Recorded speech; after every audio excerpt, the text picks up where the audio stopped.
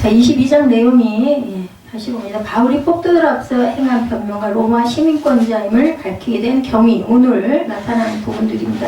21장에서 보면은 그런 이야기가 나오죠. 나는 유대인이다. 서읍이 아닌 길리기아 다소시 시민이 청건도 백성들에게 말하기를 허락하라, 이렇게 끝났습니다. 그래서 청구장의 40절에 21장 40절에 허락하거늘 바울이 층대 위에 서서 백성에게 손짓해서 조용히 한 후에 히브리 말로 말을 하니까 히브리 말을 듣고 더욱 조용해졌다. 22장이 제가 22장 23장을 연속으로 하다 보니까 잠깐 제가 이렇게 헷갈렸었어요.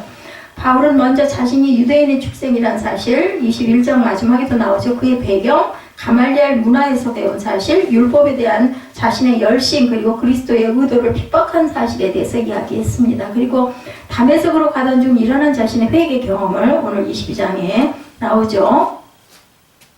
그리고 그 자신이 이방인에게 가야 할, 나는 이방인에게 가야 된다라고 이야기를 하죠. 바울이 자기 변명을 합니다. 바울의 열심이 나타나죠. 바울은 히브리 방언으로 모인 무리를 향하여 자기 변명을 시작합니다. 22장 맞죠? 회중은 순간 조용해서 바울의 말을 듣습니다. 바울의 말을 열심히 들어요. 조용히. 2절하고 3절에 나는 유대인으로 길리기아 다소에서 낳고 이성에서 자라 가말리엘의 문화에서 우리 조상들의 율법에 엄한 교훈을 받았고 오늘 너희 모든 사람처럼 하나님에 대하여 열심히 있다. 내가 이 돌을 박해하여 사람을 죽이기까지 하고 남녀를 결박하여 옥에 넘겼다. 이에 대제사장과 모든 장로들이 내 증인이다. 또 내가 그들에게 다메섹 형제들에게 가는 공문을 받아가지고 거기 있는 자들도 결박해서 예루살렘으로 끌어다가 형벌을 받게 하려고 가더니 가던 중에 다메섹에 가까이 갔을 때 오종쯤 돼 호련히 하늘로부터 큰 빛이 나를 둘러쳤다. 이제 이 증거를 얘기하고 있습니다. 그는 예수를 믿는 사람을 핍박했고 그리고 사람을 죽이기까지 하고 믿는 자를 결박해서 누구든지 옥에 넘겼다. 누구도 스데반도 그죠? 앞장서서 붙들어다가 돌로 치는데 그 발 앞에 옷이 있었다. 스데반의 옷이 있다. 이렇게 증거되어 있습니다. 그래서 바울의 요점은 분명하죠. 그는 율법에 결속되어 있는 사람이고 기독교를 방면하는데 매우 열심히였다. 나는 기독교를 핍박했다라고 사도행전 8장 3절에 사울이 교회를 진멸할 때 각 집에 들어간 남녀를 끌어다가 옥에 넘겼다라고 증거합니다. 다메섹에서 이제 예수님을 만나가지고 회심되었다라는 부분들이 그죠? 6절, 7절, 8절에 계속 나오죠. 누구시니까 하니 이르시되 나는 내가 박해하는 나사렛 예수라. 나와 함께 있는 사람들이 빛은 보면서도 나에게 말씀하시는 이 소리는 듣지 못하고 누구만 들어요? 사울이었던 이 바울에게만 들립니다. 10절에 내가 이르되 주님 무엇을 하리이까? 주께서 이르시되 일어나 다메섹으로 들어가라. 내가 해야 할 모든 것을 거기서 누가 이르리라. 이런 이야기들이 옆에 있는 사람들은 빛만 보고 소리는 듣지를 못합니다. 11절에 나는 그 빛의 광채로 말미암아 볼 수 없게 되었으므로 나와 함께 있는 사람들의 손에 끌려 다메섹으로 나는 들어갔다라고 이야기를 하죠. 예를 들어서 8절 9절에 그 일로 인해서 바울은 눈이 보이지 않게 되고 함께하는 자들에게 이끌려 어디로? 다메섹으로 들어갑니다. 11절까지죠. 그리스도의 음성에 대해서 계시록 3장 20절에도 보면 볼지어다 내가 문 밖에 서서 두드리노니 누구든지 내 음성을 듣고 문을 열면 내가 그에게로 들어가 그와 더불어 먹고 그는 나와 더불어 먹으리라. 문을 두드릴 때 듣는 사람도 있고 듣지 못하는 사람도 있다라는 이야기를 여기서 하고 있습니다. 그런 것처럼 오늘 여기 다메섹에서도 제자들은 아무도 듣지 못하고 바울만 들었다라는 이야기를 하는 거죠. 빛의 광채에 대해서 히브리서 1장 3절에 이는 하나님의 영광의 광채시오 그 본체의 형상이시라. 그의 능력의 말씀으로 만물을 붙드시며 죄를 정결하게 하는 일을 하시고 높은 곳에 계신 지극히 크신 이의 우편에 앉으셨다. 이렇게 증거됩니다. 그리고는 이제 아나니아의 방문이 나타나죠. 누가 예수님이 성령으로 아나니아에게 가서 사울이라는 자가 있을 거니 거기 가가지고 안수를 해줘라 이런 이야기를 하십니다. 12절부터 보면 율법에 따라 경건한 사람으로 거기 사는 모든 유대인들에게 칭찬을 듣는 아나니아라는 이가 등장하죠. 내게 와 곁에 서서 말하되 형제 사울아 다시 보라. 이 이야기를 예수님께서 미리 일러주셨었어요. 가서 다소에 가면 사울이라는 자가 있을 테니 그에게 안수를 하라고 이야기를 하시죠.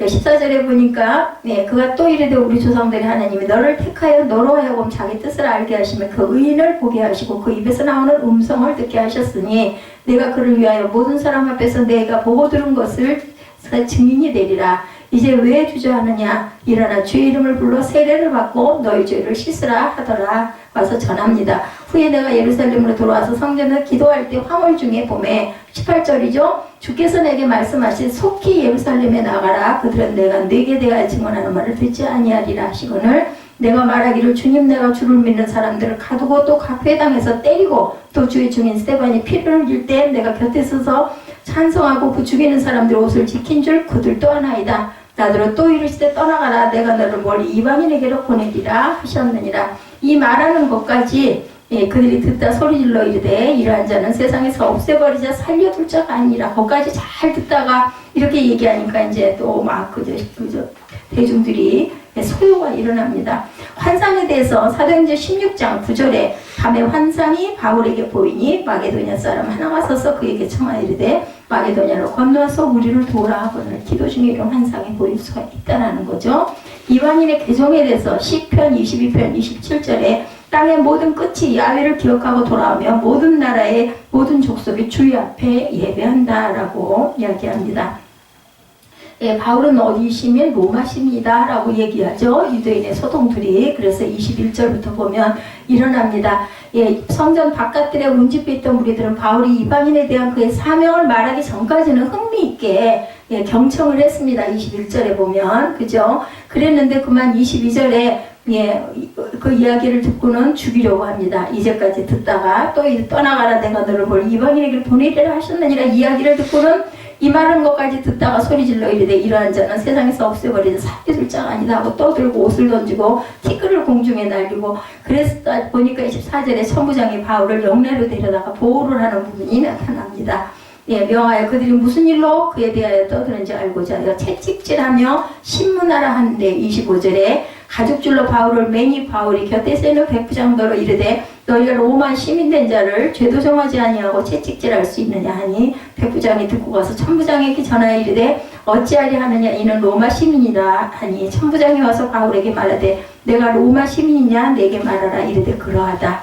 천부장이 대답하되 나는 돈을 많이 들어 이 시민권을 얻었노라. 바울이 이르되 나는 나면서부터라 하니 신문하려던 사람들이 곧 그에서 물러가고 천부장도 그가 로마 시민인 줄 알고 그 결박한 것 때문에 두려워하니라. 30절 마지막 절이죠. 이튿날 천부장은 유대인들이 무슨 일로 그를 고발하는지 진상을 알고자 하여 결박을 풀고 명하여 제사장들과 온 공회를 모으고 바울을 데리고 내려가 그들 앞에 세우리라. 23장에도 보면 또 이야기하는 부분이 또 나타납니다. 그래서 비슷해서 22장, 23장 같이 보이기도 했어요. 그래서 시기와 분노에 대해서 말합니다. 마가복음 15장 10절에 보면 이는 그가 대제사장들이 시기로 예수를 넘겨준 줄 알미라. 분노는 급한 마음으로 노를 바라지 말라. 너는 우매한 자들의 품에 머무름이라고 분노하는 부분을 참 절제 자제를 해야 되겠다는 거죠. 목숨이 위급하죠. 상황이 갑자기 잘 듣다 말고 그죠? 악화되자 왜 이방인들에게 내가 보내졌다 이 말에 그만 또 그들이 아주 그냥 그 혈기가 올라오는 부분이 나타나죠. 천부장은 당황해서 바울을 영문으로 안으로 데리고 가서 피신을 시킵니다. 그는 바울의 대학에서 일어난 그 분노에 대해서 무언가 알 필요가 있었지만 군중들의 일관성 없는 고함 소리로는 무엇도 알아낼 수가 없어요. 그죠? 다른 방법을 찾지 못하자 천부장은 바울을 신문하기로 결정하고 채찍질을 명하지만 증인을 고문하는 것이 로마의 오랜 정책이기는 했지만 로마 시민에게는 그렇게 해서는 안 되는 금지된 일이었습니다. 따라서 바울은 채찍질을 당하기 위해 매어달렸을 때 백부장에게 자기가 로마 시민이다 라고 밝힙니다. 이 사람은 로마 시민이 아니었으면 십자가형을 받고 죽었을 사람이에요. 근데 로마 시민이기 때문에 십자가형을 면하게 되죠. 그렇게 죽일 수가 없게 되어 있어요. 왜냐하면 이 채찍질은 살인적인 고문 방법으로 많은 사람이 이 고문으로 죽었기 때문에 로마 시민들은 절대로 그렇게 고문으로 죽여서는 안 된다라는 법을 갖고 있었다는 거죠. 갈라디아서 6장 17절에 보면 채찍질에 대해서 후로는 누구든지 나를 괴롭게 하지 말라. 내가 내 몸에 예수의 흔적을 지니고 있노라. 그 채찍질하는 그 흔적, 예수의 흔적입니다. 로마 시민권에 대해서 얘기하죠. 26절에 백부장이 바울의 말을 전하자 천부장이 즉시 났습니다. 바울은 난폭한 취급을 받은 이유라서 로마 시민처럼 보이지 않았고 더구나 천부장은 경험상 로마 시민권을 위해서 얼마나 많은 내가 돈을 들였는데 그랬더니 나는 나면서부터 그 유대인이라고 이야기를 하죠. 로마 시민이라고. 글라디오 황제의 때는 로마 시민권의 매입이 가능했어요. 돈을 주고 샀다고 그러죠. 여기 천부장이 얘기하죠. 27, 8절에 보면 나는 돈을 많이 들여서 8절에 이 시민권을 얻었다. 바울이 이르되 나는 나면서부터라 하니 시문화된 사람들이 물러갑니다. 천부장도 그가 로마 시민인 줄 알고 결박한 것 때문에 이걸로 인해서 내가 나중에 문책을 받으면 어떡하나 두려워합니다. 정부 관리들은 이 특권을 팔아서 받은 뇌물로 자기들이 작곡하는 그 사곡을 채우죠. 우리 종교혁명도 그래서 일어났어요. 그 죄를 사해준다 해가지고 계속 그걸 가지고 돈을 받고 팔아서 계속 교황들이 착복을 하는 것 때문에 사실은 종교혁명이 일어납니다. 천부장과 면죄부죠. 천부장과는 달리 바울은 부모가 로마 시민이었기 때문에 나면서부터 로마 시민이었다. 그러니까 바울이 천부장보다 훨씬 더 혈통이 좋은 사람이에요. 이에 천부장은 자기가 지나쳤음을 깨닫고 그 다음부터는 적절한 대우로 바울을 대하는 것이 29절에 드러나죠. 이제 그러는 엄정한 법의 절차를 따라 처리해야 했기 때문에 그 다음날 유대 사내들인 공회를 명하여 바울을 그 앞에 세우는 부분이 오늘 마지막 절 30절에 나타납니다. 로마 시민권에 대해서 사도행전 16장 37절에 보면 바울이 이르되 로마 시민은 우리를 죄도 정하지 아니하고 공중 앞에서 때리고 오게 가두었다가 이제는 가만히 내보내고자 하느냐 이렇게 이야기를 하고 따지는 부분이 나타나 있습니다. 사도행전 16장 37절에 그들이 친히 와서 우리를 데리고 나가야 하리라 이렇게 이야기합니다. 그래서 결론은 22장의 결론은 바울의 소명과 회개 그리고 이방인의 사도로의 택함은 그를 당대 유대인들에게 증거케 하는 힘을 얻게 됩니다. 그렇기 때문에 그의 사역에서 이 소명은 굉장히 중요하죠. 죽음의 채찍질 앞에서도 담대하고 지혜로운 바울의 모습에서 한 전도자의 삶을 인도하시는 누구? 하나님을 발견하게 됩니다. 이 바울이 하는 것 같지만 사실은 그것을 누가? 하나님께서 성령이 주장하셔서 담대함이 일어나는 겁니다. 저나 여러분이나 다 똑같이 하나님께서 우리에게 개입하시면 무엇이든 담대하게 행할 수 있다. 내가 너를 이방인에게 보내리라. 영어로 마스터 플랜이라는 말이 있습니다. 우리나라 말로는 전체 계획 혹은 종합 계획 등으로 번역이 됩니다. 마스터 플랜이 문자 그대로 일의 시작부터 마침까지 모든 과정에 대한 완벽한 계획이다. 마스터 플랜이라는 것은 이런 뜻을 갖고 있는데 이런 마스터 플랜이 없이는 어떤 일도 제대로 할 수가 없죠. 특히 중요한 대사나 오래 걸리는 큰 기획을 차질 없이 진행하기 위해서는 아주 정확한 마스터 플랜이 필요하다. 대형 토목공사나 장기간의 경제 정책 등을 시행함에 있어서 이런 마스터 플랜, 즉 모든 일을 멀리 내다보면서 세부 사항까지 치밀하게 준비하고 계획을 먼저 세우는 것은 필수적입니다. 하나님께서 바울을 부르셨을 때도 바로 그런 마스터 플랜을 이미 짜가지고 가지고 계셨다. 저나 여러분에게도 하나님께서는 계획을 갖고 계세요. 우리 사무엘에게도 하나님은 아마 계획을 갖고 계실 겁니다. 그의 남은 생애를 어떤 식으로 이끌어 가실지에 대해서 바울의 회심이 있기 전부터 만세 전에 당연히 그를 선택하셨을 때부터 아마 자세한 계획을 세워놓으셨던 것인데 그것이 오늘 본문에 잠깐 드러나죠. 본문 사건의 배경은 제3차 전도여행을 떠났던 사도 바울이 드디어 예루살렘에 도착했을 때 거기서 바울은 아시아로부터 온 유대인들 21장 27절에 보면 그 선동에 의해서 율법을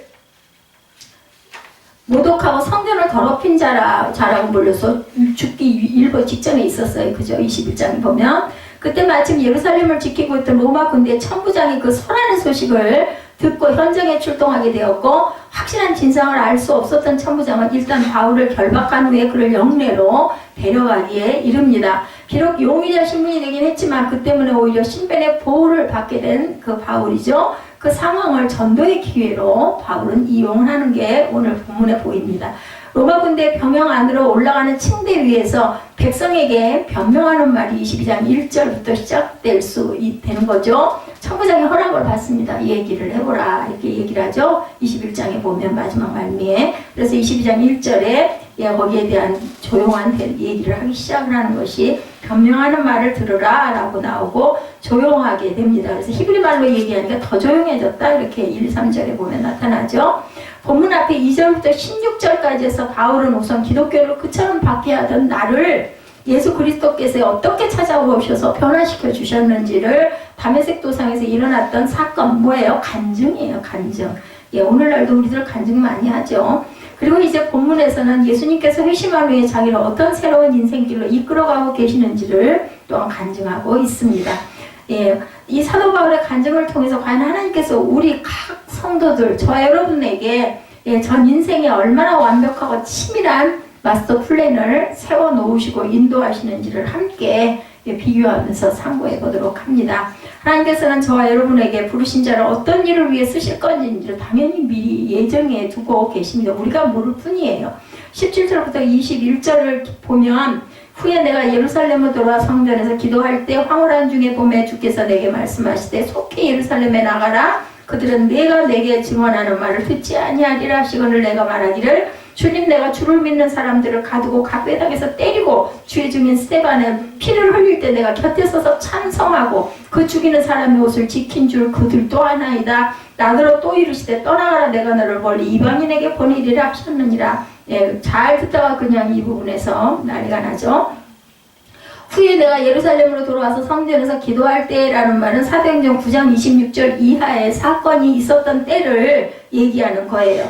그때 바울은 다메섹 도상에서 회심한 후 처음으로 예루살렘으로 돌아와서 자기를 여전히 두려워하는 그 성도들에게 자신이 완전히 바뀌어서 새 사람이 됐다. 여기서 이제 바나바가 도와주는 부분이 나타나죠. 그리고 이하 28절과 29절에 있는 대로 바울은 제자들과 함께 있어 예루살렘에 출입하며 주 예수의 이름으로 담대히 말하는 전도가 시작이 됩니다. 그러던 중 어느 날 그는 성전에 들어가 기도하고 있었다는 거죠. 그것은 당시 초대교회 성도들이 예배를 위한 처소를 따로 마련했지만 기도 생활은 계속 예루살렘 성전을 중심으로 한 것을 보여주는 그런 그때의 그 분위기와 환경을 이야기하고 있습니다. 바울은 그렇게 기도할 때 황홀한 중에 환상 중에 주님을 또다시 뵙게 되죠. 그때 예수께서 바울대로 속히 예루살렘에서 나와라고 얘기했다는 것이 본문에 나타나는 부분들입니다. 그 이유는 그들은 내가 내게 대하여 증언하는 말을 듣지 않을 거다. 나에 대한 것을 증언하는 말을 안 들을 거다. 바울이 전도하는 말을 유대인들 듣지 않을 것이기 때문에 어디로 가라? 이방으로 가라. 이 말씀으로 볼 때 당시 바울이 회심한 직후에 예루살렘으로 돌아온 목적 중에 하나는 유대인을 전도하는 것이었음을 우리가 알 수가 있습니다. 실제로 바울은 나의 형제 곧 고륙의 친척을 위하여 내 자신이 뭐라 그래요? 저주를 받아 그리스도에게서 끊어질지라도 원하는 바다. 그 로마서 9장 3절에 보면 이렇게 말씀합니다. 내 마음에 원하는 바 하나님께 구하는 바는 이스라엘을 위함이니 곧 그들로 구원을 받게 할 거다. 로마서 10장 1절에 또 그렇게 얘기하죠. 그러니까 내가 그리스도에게서 끊어질지라도 나는 그들이 정말 구원받기를 원한다라는 간절한 마음으로 호소를 하죠. 뜨겁게 고백합니다. 어찌되었든 자기 동족을 예수 믿는 성도로 만들고자 하는 간절한 소망을 평생 가지고 있었어요. 누구에게? 유대인들, 같은 자기 동족들에게. 바울의 그처럼 진실한 심정은 바로 그 본문에서, 오늘 본문에서 지금 자기를 죽이려는 예루살렘의 군중들 앞에서조차도 전도하는 걸 보면 우리가 알 수가 있죠. 그럼에도 불구하고 바울의 첫 예루살렘 방문 때 예수께서는 그에게 예루살렘을 속히 떠나라고 명령을 하셨다는 거예요.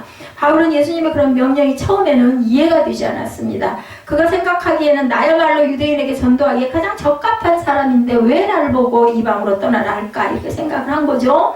예, 보면 19절과 20절에 바울이 하는 말이 그거죠. 내가 주를 믿는 사람들을 가두고 각 회당에서 때리고 주의 증인 스데반이 피를 흘릴 때 내가 곁에 서서 찬성하고 그 죽이는 사람들이 옷을 지킨 줄 그들도 아나이다라고 예수께 반문을 하죠. 즉 기독교 그 성도들을 그토록 박해했던 사람으로 잘 알려진 내가 갑자기 180도로 바뀌어서 오히려 예수 그리스도를 전하면 유대인들이 더 호기심을 가지고 들을 것이고 쉽게 전도가 되지 않겠습니까? 이런 뜻이에요. 그렇지만 예수께서는 바울이 그와 같은 이의 신청에도 불구하고 또다시 예루살렘을 떠나라고 명령하시면서 내가 너를 멀리 이방인에게로 보내리라 라고 말씀을 하셨다는 거죠. 즉 이방인 선교, 이것이 바로 예수께서 부르신 목적이고 예수께서 그를 사용하고자 하신 계획이다. 바울은 누구 선교? 이방인 선교. 베드로는 그죠? 유대인들에게 설교를 많이 해가지고 많은 사람들이 회심하고 돌아왔다 하고 나오고 있습니다.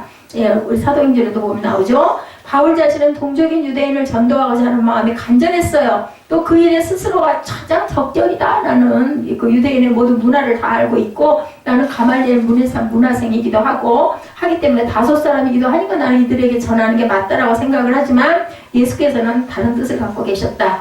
예수님께서는 사도 바울에게 그보다 더 큰 일, 더 멀리 가서 넓은 세상에서 더 많은 민족에게 복음을 전하는 큰 사명을 주시기 위해서 그를 부르셨다라는 겁니다.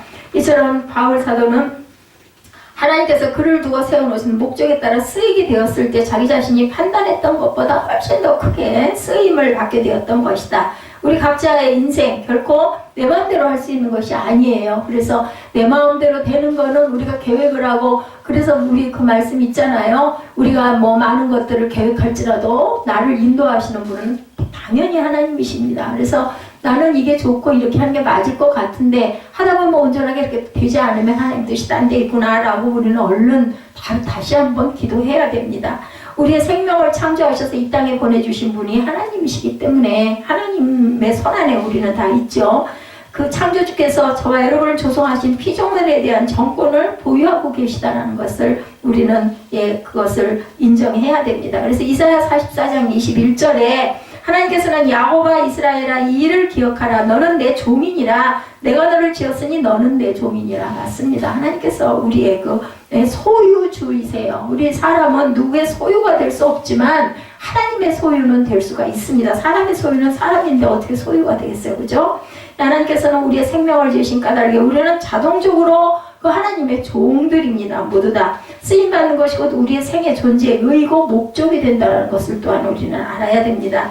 또한 하나님께서는 우리 자신보다 우리를 더 잘 알고 계시죠. 피조물이 스스로 자신에 대해서 판단을 내리는 것보다 창조주께서 당신이 만든 피조물에 대해 훨씬 자세하고 정확하게 아신다. 우리 가끔가다 그런 이야기, 뭐 이번에 집 문제 때도 그랬지만 너무너무 억울하고 너무너무 나는 보면은 정말 뭐를 했는지 모르겠고 나는 너무 손해가 많고, 근데 이것이 사람이 하는 일이 아니라 하나님의 관점에서 하셨다라고 본다면은 그런 부분에 대한 그 불평 불만을 하는 것보다는 뭐 어떡하겠어요. 그렇게 됐는데 감사하는 게 차라리 낫습니다. 그런다고 그게 있던 게 없어지는 것도 아니고 그동안 고생한 것만 안타깝지 않습니까? 저는 그런 마음이 들더라고요.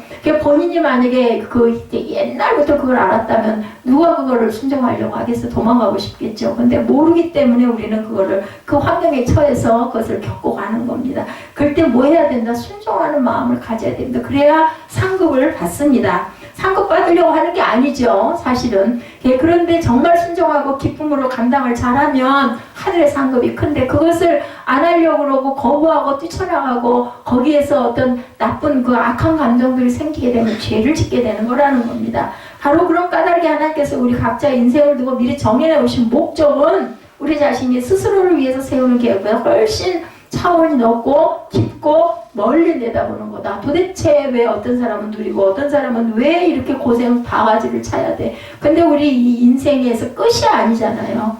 분명히 하나님께서는 누구를 특별히 더 이뻐하고 누구를 더 미워하는 게 없어요. 다만 믿음을 보시는 것 뿐입니다. 그래서 아무리 바울 같은 사람 아니면은 다윗 같은 사람도 잘못한 것에 대한 벌은 분명하게 내리신다는 것을 우리가 잊지 말아야 됩니다. 누구도 편애하시지 않아요. 누구도 공평하신 하나님입니다. 공의 하나님입니다.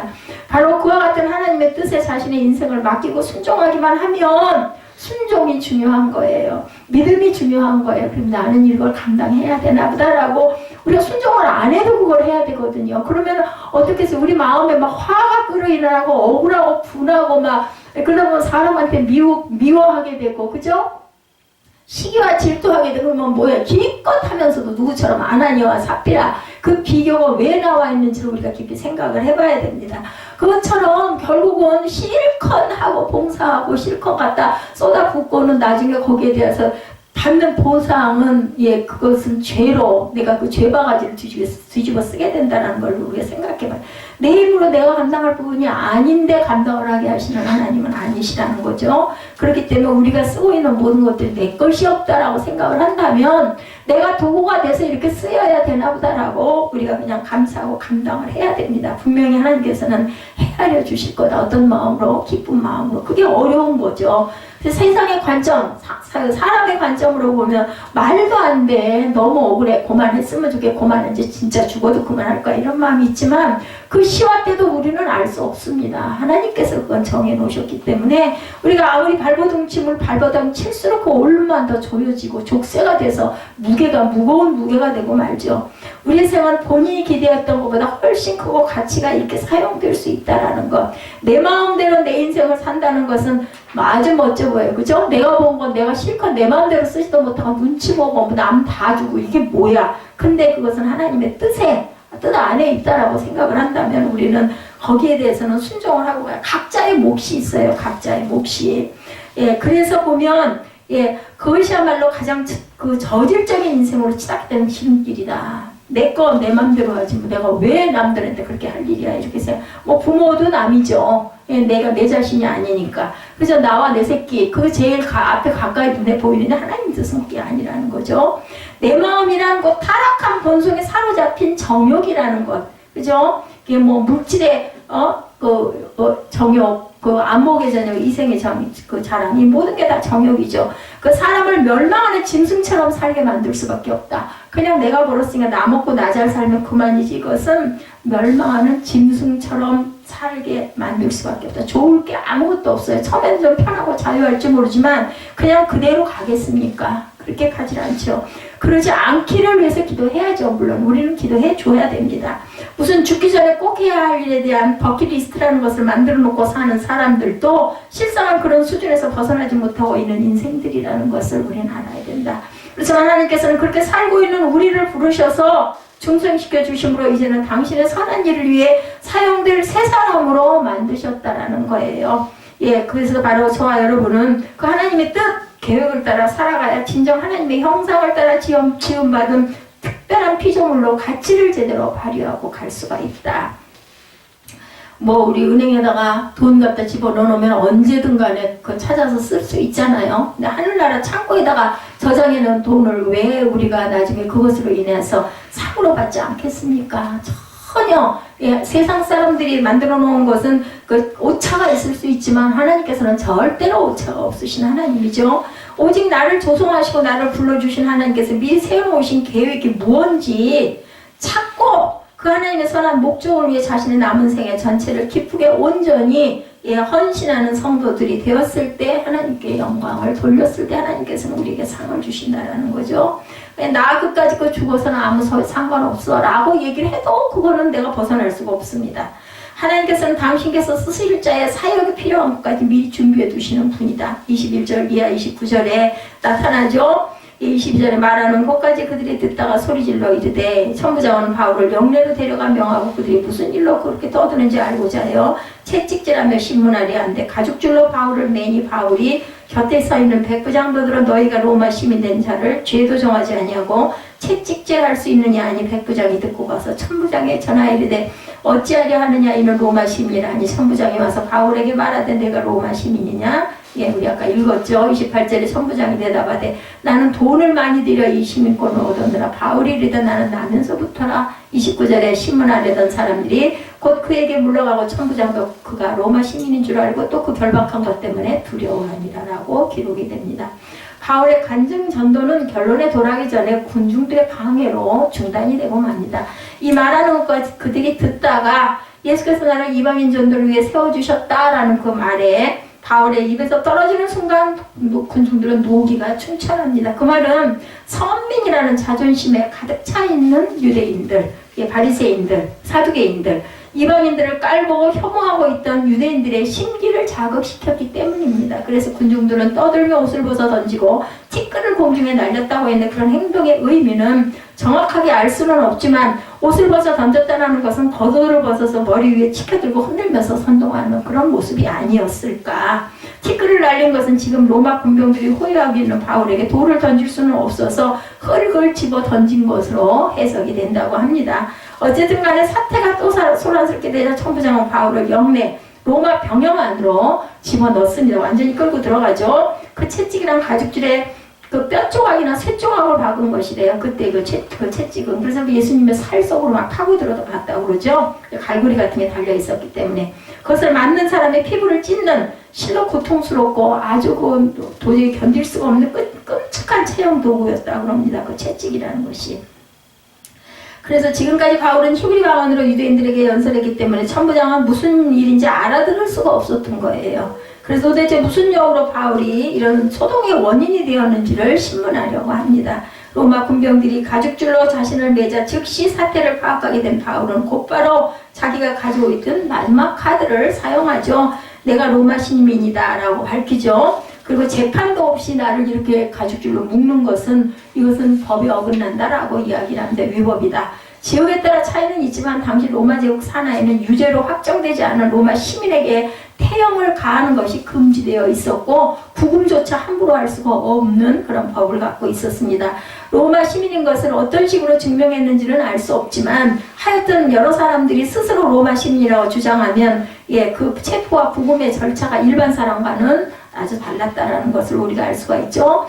바울에 대한 신문을 맡고 있던 백부장은 자기 상관인 청부장에게 사실을 보고합니다. 근데 아마 바울이 그런 이야기하는 히브리 방언으로 이야기하는 걸 통해서 보면서 이 사람이 보통 사람은 아니구나라는 걸 아마 느꼈을 거예요. 게다가 나는 로마 시민이다라고 얘기하니까 거짓말이라고 여겨지지는 않았을까. 무슨 그때 증명이 있던 시절은 아니었죠.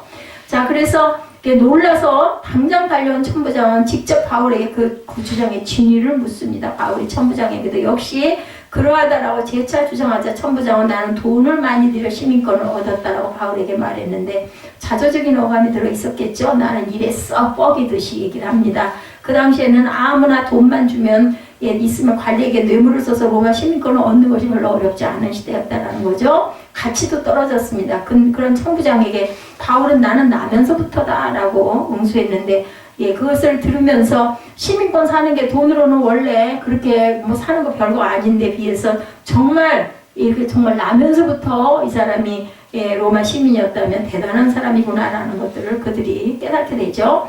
유대인 집안에서 태어났던 바울이 어떻게 출생 때부터 로마 시민권을 가질 수 있었는지에 대해서는 우리가 알 수가 없습니다.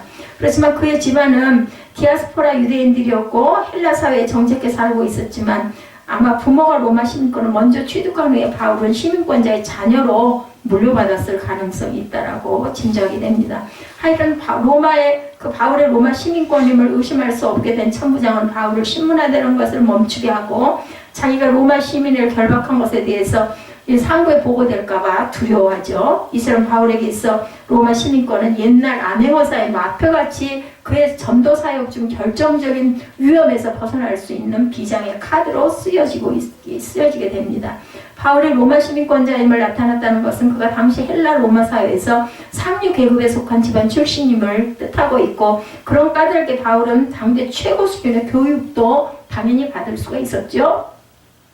만약 바울의 그 학벌이 자기 자신만을 위해서 사용되었다면 기껏해야 좀 유명한 랍비 정도로 끝나고 말았을 것인데 하나님께서 바울을 부르시고 그 박식한 학문을 사용하셨을 때 그는 당대 세계 최고였던 헬라 철학자들과 상대하면서 복음을 선포했고 그리고 또한 유대주의자들의 고질적인 율법주의 이단 정체를 드러나게도 합니다. 하나님께서는 그래서 택하신 그릇이 쓰일만하게 미리 교육을 받게 하신다는 계획하시는 부분이죠. 우리는 모르고 공부를 했지만 하나님께서는 이 자는 이렇게 쓰면 되겠구나 라는 것을 정해놓고 계셨다. 우리는 그냥 그런 길을 따라가는 거예요. 그런 마음이 되고 그런 상황이 되고 그런 공부를 하게 되고 몰랐죠. 이 사울도 바울이 된 사울도 로마 시민권이 나 혼자만 사용되는 것일 줄로 알았던 거예요. 그렇지만 하나님께서는 이 시민권을 이방 지역 즉 헬라 로마 사회를 활보하면서 자유롭게 복음을 전파할 수 있는 특권으로 이용을 하셨습니다. 바울이 길리기아 다소에서 막 갓난아이로 태어났던 바로 그 순간부터 하나님께서는 몇십 년 후에 시작될 복음 전파 사역을 위해 그처럼 완벽하게 미리 준비해 놓고 계셨다.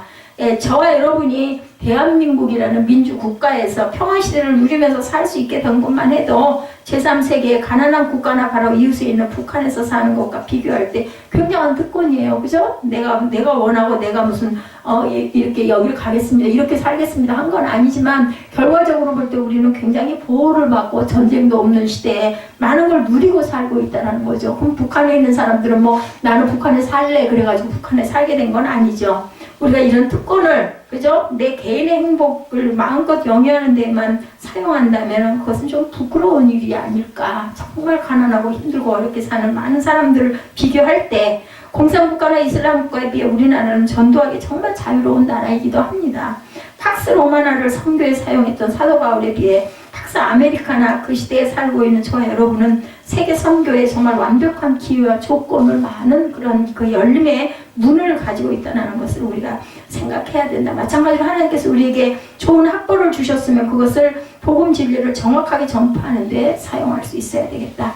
우리에게 자가용 자동차를 주셨으면 또한 그 차로 우리가 좀 많이 봉사할 수 있을 기회가 있을 때 해야 되겠죠.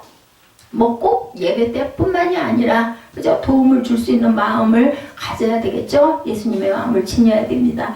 우리가 넉넉한 물질을 주셨으면 또한 그것을 인해서 나눌 줄 아는 내 상황에 맞게 그죠? 나에게 주어진 부분을 나누고 함께 누릴 수 있는 그런 마음을 가져야 되겠다. 하나님께서 그렇게 당신의 선한 일을 위해 쓰라고 미리 준비해 주는 것을 나 혼자만 먹고 잘 쓰고 그래야만 내가 마음이 시원해서는 안 되겠다라는 거죠. 하나님은 원래 우리 생애에 우리의 삶에 그런 목적을 갖고 우리를 지으셨다라는 것을 알아야 된다. 오늘날 우리가 누리고 있는 온갖 좋은 것들은 결코 나 자신의 개인적인 행복을 위해 주어진 것이 아니라 하나님께서 나를 당신의 구속사역의 완성을 위해서 효과적으로 사용하시기 위해서 미리 준비해 두신 것임을 우리가 또한 깨달아 알아야 되겠다는 겁니다. 세상에서도 자기 자신이 마음대로 하는 것이 아니라 남이 계획하고 준비해 주는 일들이 있습니다. 나도 모르게 우연히. 그죠? 이게 우연인 것 같은데 보니 그게 뭐 몇 번 우연히 자꾸 겹치면 뭐라 그래. 이거 뭐 운명이야. 이런 얘기들 많이 하죠. 정말 이상하게 그 상황이 자꾸 되면 이런 것처럼 우연은 없다라는 거죠. 그 외국에서 여행할 때 여행사에서 모든 일정과 관광지를 계획해놓고 교통편과 숙박시설 그리고 안내원까지 마련해 두죠. 보면 되게. 그러지 않고는 생전 처음 가는 낯선 곳에 가서 여행하기가 편치가 않습니다. 어린아이가 초등학교에 입학할 때도 마찬가지죠. 담임선생님이 학생들의 교과 과정을 미리 계획해두고 학생에게 필요한 모든 시설과 비품과 교재를 준비합니다. 그죠? 그렇게 잘 계획되고 준비되어 있는 줄 아는 까닭에 부모님들은 안심하고 자녀를 맡깁니다. 우리 대학에서도 마찬가지죠. 항상 보면 그래서 처음에 학기 초에 그죠? 이런 부분의 것들이 열립니다. 어떻게 1강은 뭐 어떻게 하고 이런 부분들이 다 이렇게 계획이 짜여 있습니다. 우리 생활 역시 주님 편에서 만세전에 이미 우리를 예정해 놓으시고 때가 되면 찾아와 주심으로 시작되었다는 것을 알아야 되겠다. 우리의 남은 삶도 주님께서 우리를 위해 계획해 놓으시고 이미 준비해 놓으신 대로 인도해 주심으로 제대로 이루어져 간다. 그래서 우리가 길 잃어버리지 않고 바로 가게 해주옵소서. 우리가 늘 기도합니다. 그 뜻대로 부르심을 입은 자에게 모든 것이 합력하여 선을 이루는 놀랍고 멋있는 생애 중생받는 성도에게 시작되는 것이다. 그것이 때로는 환난이고 때로는 그것이 정말 힘든 부분들이라 할지라도 하나님께서는 분명한 것은 하나님의 뜻이 있다라는 거. 그러므로 참된 성도라면 방법이나 정도는 다르다 할지라도 다 전도와 선교의 사명에 자기 남은 생을 사용하게 되어 있다. 그런 까닭에 어떻게 살고 있든 간에 하나님으로부터 부름받은 성도의 인생에 주어진 것들은 하나님께서 당신의 부령사업에 선하게 쓰시고자 준비해 놓으신 것이다라는 거죠. 자신의 성의를 이처럼 하나님께 계획하신 바에 따르고 하나님께 준비해 주신 것을 올바로 사용하고 살아갈 때 저와 여러분의 인생은 내가 기도했던 것보다 훨씬 더 큰 일에 잘 사용이 될 수 있다는 것. 바울 사도의 그 이방에 보내시기 위해서 계획하고 준비하셨던 하나님께서 우리 각자의 인생을 위해서도 이런 마스터 플랜을 가지고 계신다라는 것. 언제가 펠리컨 브리프라는 영화에 유명한 여배우 줄리아 로버츠가 다비쇼라는 여주인공으로 등장하는 영화가 있었습니다. 그 스토리는 미연방 대법원의 판사 2명이 연이어 암살당하는 사건이 발생하자 대통령이 FBI 국장을 불러서 수사를 하도록 지시를 내리는 내용으로 시작이 됩니다. 그런 가운데 멀리 뉴올리언즈의 한 로스쿨의 법과 대학생인 다비가 도서관의 법률 문헌 데이터베이스를 이용해서 그 암살당한 판사들에 대한 흥미로운 공통점을 발견하게 되죠. 남부의 유력한 석유업자가 석유 채굴을 위해 펠리칸이라는 그 서식지를, 새 서식지를 개발하려 했는데 환경보호주의자들이 소송을 제기하는 바람에 1심에서 패소한 후에 항소 중에 있었고 몇 년 뒤에는 연방 대법원에서 이 건을 심리하게 될 예정에 놓여 있었다고 그래요. 그런데 암살당한 판사들이 둘 다 환경보호론자였다고 합니다. 그렇지만 다비가 그 사실을 FBI에 알려주려고 접선을 시도한 직후부터 그녀는 정체불명의 남자들에게 쫓기게 됩니다. 나중에 드러난 일이지만 그 석유업자는 대통령의 측근에게까지 거액의 정치 자금을 대주면서 자기에게 유리한 연방 대법원 판사들을 임명시키려고 로비를 하고 있었다고 그러죠. 그런 와중에 다비는 자기를 죽이려는 접근했던 암살범들이 오히려 바로 곁에서 피살되는 희한한 일들을 겪게 되고, 결국에 가서는 그레섬이라는 신문기자의 도움을 받아서 그 모든 음모와 내막을 워싱턴 포스트라는 신문에 폭로하게 됩니다. 이런 후에 그 다비에게 FBI 국장이 찾아왔는데 알고 보니 그가 그동안 FBI 요원들을 동원해서 은밀하게 다비의 신변을 보호해주면서 그에게 접근하는 암살범들을 사전에 제거시키고 있었던 것을 알게 됩니다.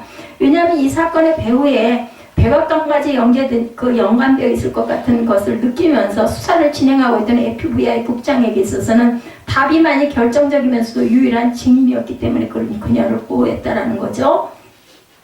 본문도 예수님 역시 당신의 증인들을 그처럼 귀중히 여기시고 끝까지 보호해 주시는 분이심을 우리에게 보여주는 사건이기도 하다. 하나님의 구속사를 완성해 가고 계시는 우리 예수님 앞에서 성도들이 과연 어떤 전도자가 되어야 할지를 우리가 잘 생각해 봐야 되겠다. 예수께서는 복음에 대한 정확한 증거를 가지고 있는 증인을 지극히 소중하게 여기신다라는 거. 주님께서는 사도 바울을 그토록 아끼신 이유는 그가 예루살렘에서 나의 일을 증언할 자였기 때문이라는 거죠. 23장에 보면 1절부터 10절에 연이어서 계속 기록이 되어 있죠. 바울이 공회를 주복하려 이르되 여러분 형제들아 오늘까지 나는 범사의 양심을 따라 하나님을 섬겼노라. 2절에 보면 대제사장 아나니아가 바울 곁에 서 있는 사람들이 그 입을 치라 명하니 바울이 이르되 아까 우리 읽었습니다. 배치란 다며 하나님이 너를 치시리로다 라고 얘기하는 부분. 10절에 큰 분쟁이 생기니 참부장은 바울이 그에게 찢겨질까 분이를 명하여 내려가 무리 가운데 빼앗아가지고 영내로 들어가라. 똑같은 23장에도 이런 내용이 나옵니다. 이 사건은 바울 그 사도가 예루살렘에 왔다가 유대인들에게 붙잡히게 되었을 때 군중의 소동을 진압하기 위해서 출동한 로마 군대에 의해서 체포당한 후에 일어난 일들이 나타납니다. 로마 군대의 천부장은 유대인들에게 무슨 죄목으로 바울을 죽여 하는지 진상을 정확하게 알아보기 위해서 제사장들과 온 공회가 모인 자리, 유대인들의 최고 의결기관의 사내들인 공회로 바울을 데리고 가는 부분이 23장에 나타납니다. 우리가 연이은 그 뒷부분 23장 부분은 다음 주에 우리가 함께 할 거기 때문에 여기까지 우리 함께 보도록 하죠. 그래서 항상 하나님께서 어떤 일을 실천해 가실 때는 분명한 하나님의 뜻이 있다. 예수 증언의 사명을 항상 가지고 계시고 그 프로그램 속에 우리를 사용하신다라는 거. 나는 좀 그런 고생 좀 안 하고 나는 좀 편하게 좀 이렇게 살고 싶은데 라는 마음이 우리 인간적인 마음 안에는 누구에게나 다 있습니다. 때로는 억울하고 때로는 왜 나만 이렇게 고생을 해야 되고 나는 정말 맨날 이렇게 남들에게 퍼주고만 앉아있나. 하지만 하나님이 주시는 각자에게 그 정도로 감당할 만한 사명을 받을 만한 사람들이기 때문에 또한 만들어주시고 보호해주시고 아까 그 FBI 그 요원 그 보호해가지고 끝내 결국 살려놓는 것처럼 하나님께서는 그렇게 도구로 사용하시기 위해서 항상 공의의 하나님께서 항상 미리 계획하시고 항상 그 플랜을 짜고 계신다는 걸 잊지 않는 저와 여러분 되시기를 주님의 이름으로 축복합니다.